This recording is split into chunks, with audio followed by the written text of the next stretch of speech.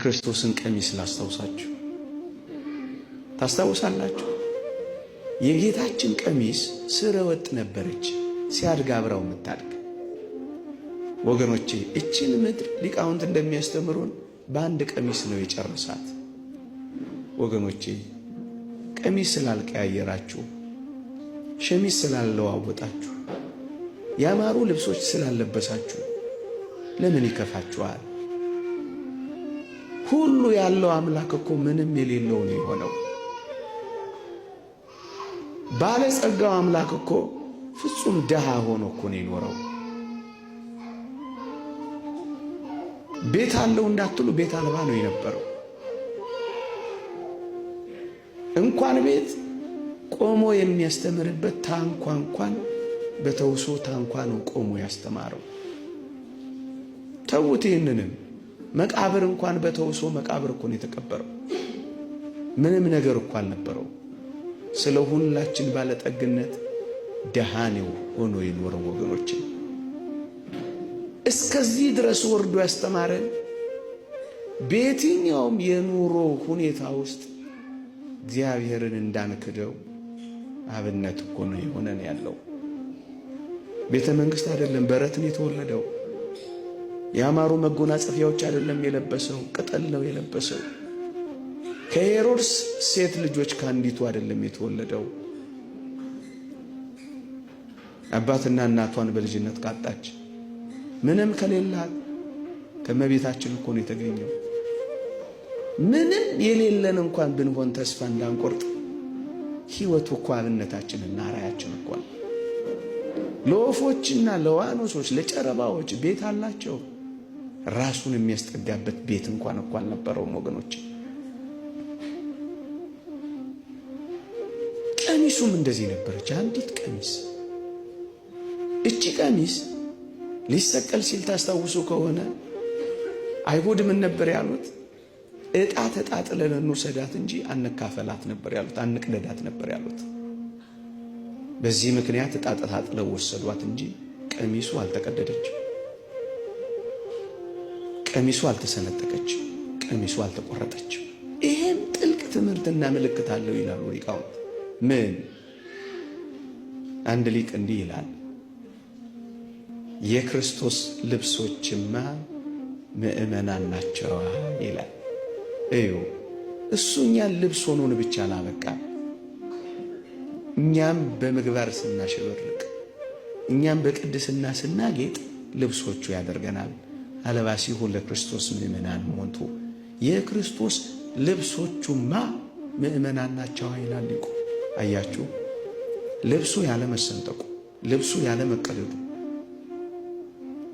ልብሱ ያለ መቆረጡ፣ ልብሱ ያለ መለያየቷ ምእመናን እኔና እናንተ በምን ያለ መቆረጣችን፣ በምን ያለ መለያየታችን፣ በምን ያለ መሰንጠቃችን፣ በምን ያለ መቆረጣችን ምልክት ነበር ቀሚሱ እንኳን ወገኖች። ሁለት ሶስተኛ አንድ የእግዚአብሔር ቃል አስታውሳችሁ። መጽሐፍ ቅዱስ እንዲህ ይላል በማቴዎስ ወንጌል ምዕራፍ 19 ላይ እግዚአብሔር አንድ ያደረገውን ሰው አይለየው ይላል አይልም? ይላል አይልም? ወገኖቼ ይሄ ለጋብቻ ብቻ የሚጠቀስ እንዳይመስላችሁ። እኔ አንድ ሐሳብ ላሳያችሁ። ለጋብቻ ብቻ የሚጠቀስ አይደለም። ሌላ አንድ ምስጢር ላስታውሳችሁ።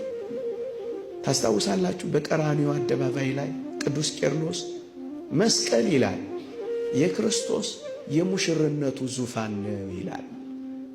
ኢየሱስ ክርስቶስ እኔና እናንተን ለማጨት የተሞሸረበት ዙፋን መስቀል ነው። ምን ማለት መሰላችሁ?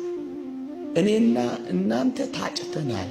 መጽሐፍ ቅዱስ እናንተን እንዳንዲት ንጽሕት ድንግል ለአንድ ወንድ ለክርስቶስ ላቀርብ አጨቻችኋለሁ ይላል። አንደኛ ቆሮንቶስ መልእክት ምዕራፍ 11 ከቁጥር 1 ጀምራችሁ አንብቡት። ታጭተናል ምን ማለት መሰላችሁ? ሰርግ አለብን። ሌላ የሰርግ ራት በሰማይ ይጠብቀናል። ሙሽራ አለን። የምንዋሃደው አብረነው ምንኖር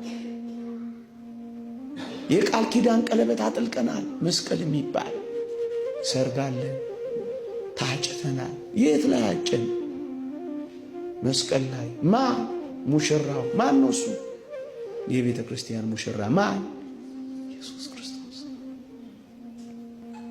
መጽሐፈ ቅዳሴያችን መኑ ዘርእ የመራዌ ዘይጠብ ሥጋሁ በጊዜ ከብካቦ፣ በሰርጉ ጊዜ ሥጋውን ቆርሶ የሚያበላ ደሙን አፍሶ የሚያጠጣ እንዲህ ያለ ሙሽራ ያየ ማን ነው ብላ ቤተ ክርስቲያን ትጮኻለች። ሙሽራዬን አይታችሁታል ወይ ትላለች። እናንተ በሥጋው የደገሰ ሙሽራ፣ በደሙ ያረካ ሙሽራ እዚህ ምድር ላይ አይታችሁ ታውቃላችሁ? ወገኖቼ ሁል ጊዜ እንደምንለው ቀይ ምንጣፍ ላይ የዳርናቸው ሙሽሮች አሉ። እሰይ ጥሩ ነው፣ አይነቀፍም። በቀይ ምንጣፍ ላይ አይደለም፣ ደም ባጨቀየው በቀይ ደሙ በጨቀየ ሚስማር ላይ የተሞሸረ ሙሽራ ግን ከጌታችን በቀር ማን አለ? አበባ የሚነሰነስላቸው ሙሽሮች እናውቃለን። አበባ አይደለም፣ አበባው ተራግፎለት እሾኩ የተተከለበት ሙሽራ ከመድኃኔ ዓለም በቀር ማን አለ? ማንም። አዎ ኧረ ሚዜው ድሃ ነው፣ ሽቶ ውሃ ነው ተብለው ሽቶ እንኳን የሚረጩ ብዙ ሙሽሮች እንድራለን እኮላለን። እሰይ ጥሩ ነው። ይህ ሙሽራ ግን ሽቶ አይደለም የተረጨው፣ የአይሁድን ምራቅ የተረጨ፣ የአይሁድ ዋልጌ ቃላት የዘነበበት እንዲህ ያለው ሙሽራ አይታችሁ ታውቃላችሁ? በመስቀል ላይ ያደረገው እሱን ነው። ታጭተናል ክርስቲያኖች፣ ሙሽሮች ነን ክርስቲያኖች። ይህን ሐሳብ እንያዝና እግዚአብሔር አንድ ያደረገው ማን አይለየው? እዩ፣ በሥጋው መቆረስ በደሙ መፍሰስ አንድ ካደረገን በኋላ ማን ይለየናል? የሰማችሁኝ ነው።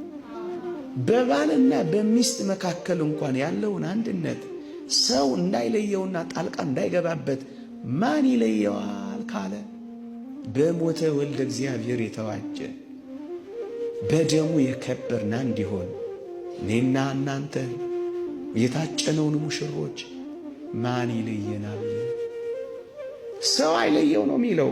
ምን አይለየው? ሰው አይለየው። ፖለቲከኞች እንዳይለዩት፣